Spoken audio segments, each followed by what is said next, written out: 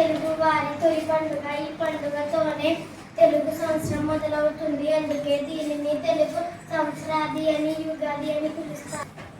ఇది చైత్ర శుద్ధి పాడ్యం నాడు వస్తుంది.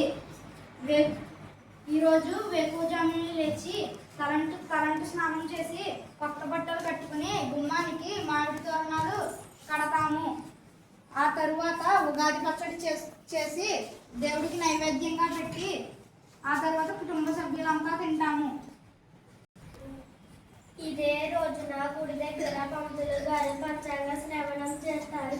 అంటే కొత్త సంవత్సరం వాతావరణ మార్పులు, తొమ్మిది వివరాలు, రాశి ఫలాలు వంటివి చెబుతారు.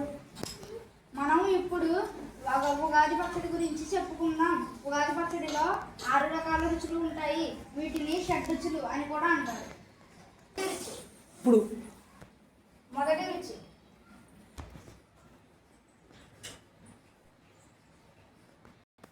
చేదు, వగరు, పులుపు,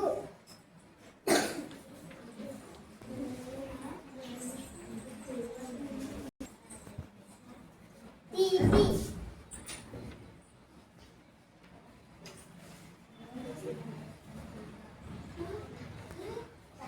చెప్పు. ఉప్పు, కారం. ఇప్పుడు మనం అందరం ఉగాది పచ్చడి తయారు చేద్దాం.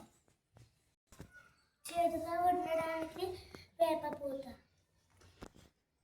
వగరు రుచి రావడానికి లేత మామిడి ముక్కలు, పులుపు రావడానికి కొత్త చింతపులుపు, ఇంకా తీపి రావడానికి కొత్త బెల్లం,